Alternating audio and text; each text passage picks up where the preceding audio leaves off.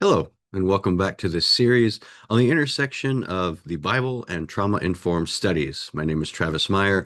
I'm a Lutheran pastor and biblical scholar.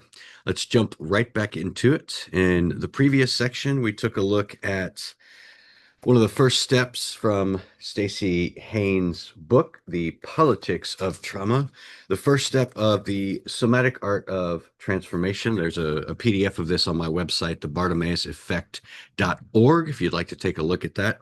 And the first step that she's got of moving from the current shape, as she defines it, of embodiment is to move into commitment. And the way she sets this up in her book is making declarations and commitments and speaking those into existence, writing them down, sharing them with the community, really speaking them out loud so that, they've got some power behind them because things we keep secret tend to have power over us, which is an interesting concept. And you'll hear a lot of times in 12-step circles, you're only as sick as your secrets, which is absolutely true. So declarations, thinking about, what has made us who we are. And in our modern world, we are projected upon, told by advertising, by images, by definitions and ideologies of success. We're told what to be.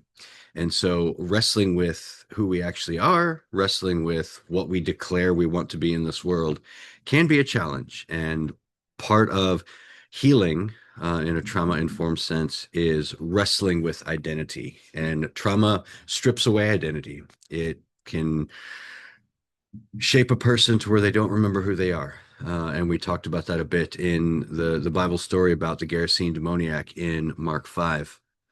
Today, I want to jump into a different bit of identity shaping, one that moves into this idea of declarations and claiming an identity. And so I want you to imagine for a second that what you have based your entire life on, your land, the central nature of your religious practices and rituals, your ancestors, your daily rhythms and rituals, all of that is taken away because somebody has come in and conquered you and told you this is not what is going to be anymore. And even some of the folks, if not yourself, have been exiled into another land. And now you've got to take on their religious rituals. You've got to worship in the ways they tell you. You've got to study the history that they tell you. Even if you've got that opportunity, you've got to adopt practices of agriculture, practices of daily life that maybe not the ones you were used to. And then you hear a decade later that your temple's been destroyed. So the center of your universe, the center of your ritual, the home of your deity on earth is gone. Everything that had grounded you and your people is done. What would you do? That story is the one of the covenantal folks of Israel and the cycle of the Babylonian exile. The Babylonians come in 597 and take over. It is yet another empire that has marched into this part of the world and consumed, which is what empires do. They consume land, they consume people, they consume resources. And so the wave of aristocrats, the wave of priests, and the upper echelons of folks are exiled in that first round. And then in 587, 586, a decade later, they come in and finish the job. They destroy the temple. And so there's a whole generation of folks that have been exiled. There's a generation of folks that remain behind. And for the ones that are exiled, who are in the midst of a different religion and a ritual cycle, there's some questioning about who is our God? Where have we come from? Why did our God allow this to happen? And wouldn't you know it, that those questions, that exile, become a major driving force in the formation of what we call the Hebrew Scriptures. It's after the Babylonian exile that those old stories of the northern kingdom of Israel, the southern kingdom of Judah, they're combined whatever it was historically, the nature of the covenants that were made with God.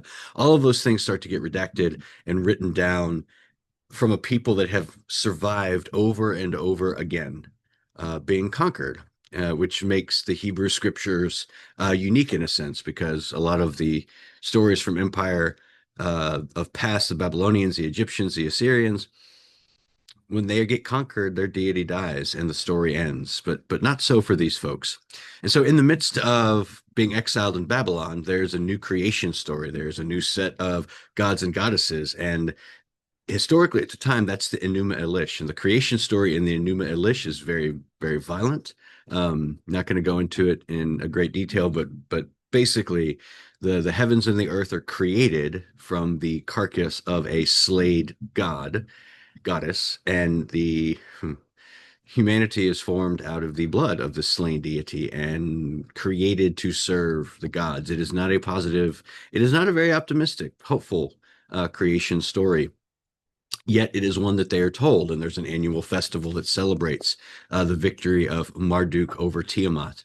And so the priests and others who were in that for decades start to tell a different story because that's not who their God is. And the story that they tell and write down and take back with them to Judah is Genesis 1. Genesis 1 through 2:4, the 7-day cycle of creation.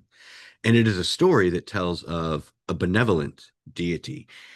At its foundation, it is a set of declarations about who God is as a God that creates, shapes, hovers, and subdues chaos, and then very creatively creates the world. And at the end of every day, good, good, good, good. And then finally, after creating humanity, very good. This is not the story they were hearing in Babylon, but this is what they remember who their God is. And even though what becomes a part of their journey with God is that, God wasn't defeated when the Babylonians came in, God allowed the Babylonians to come in because folks had broken covenant, and this was the way of helping to get their attention.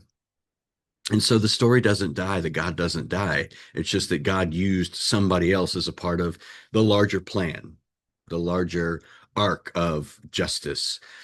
And so they bring back the story of creation, 7 days between light and darkness, land and sea, moon, sun, stars, plants, animals that fly, swim, creep, crawl, humanity, all ordered, all good, good, good, good, good, very good.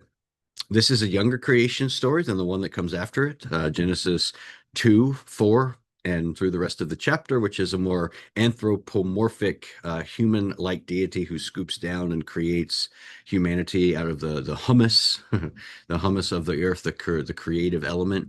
And there are more creation stories that folks had carried with them throughout the generations. Psalm 82 being another one in the Hebrew scriptures.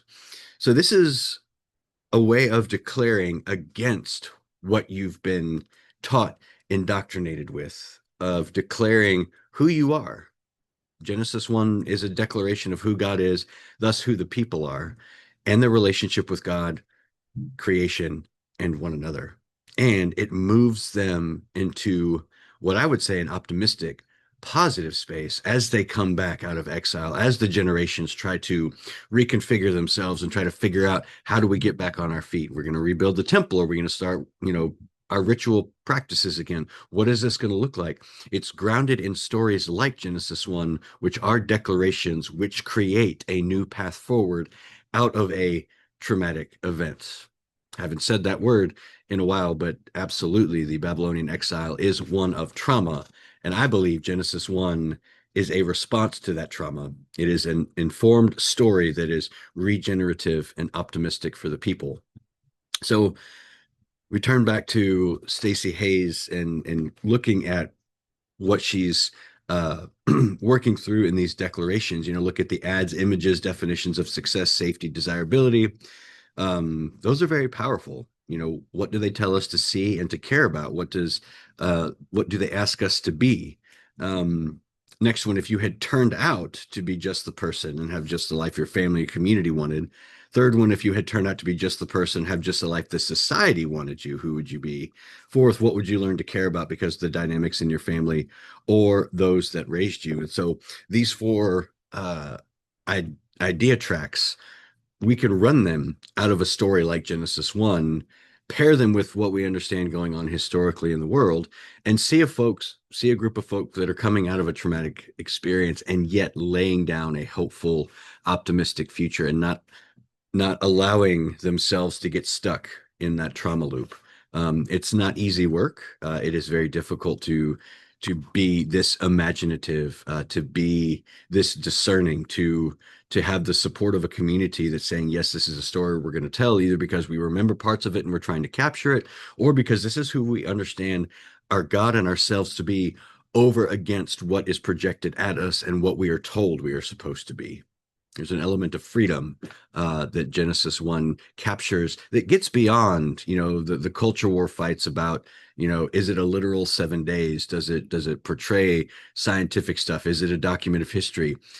I don't think any of those things were in the minds of the authors that wrote this. I think this is a way to declare who their God is and who they are, and is a much more hopeful, powerful narrative in that sense, and has a lot more to teach us than our stupid fights over about whether it actually happened or not. Because for the people that wrote it, that didn't matter. It's what it told them about themselves and their God that mattered. So, going to dig in a little bit deeper into the somatic arc of transformation in this next weekend study. This is going to be about regenerating safety. And so trauma strips away safety, strips away resilience. And so that's going to be the next piece about when safety has been taken away and destroyed.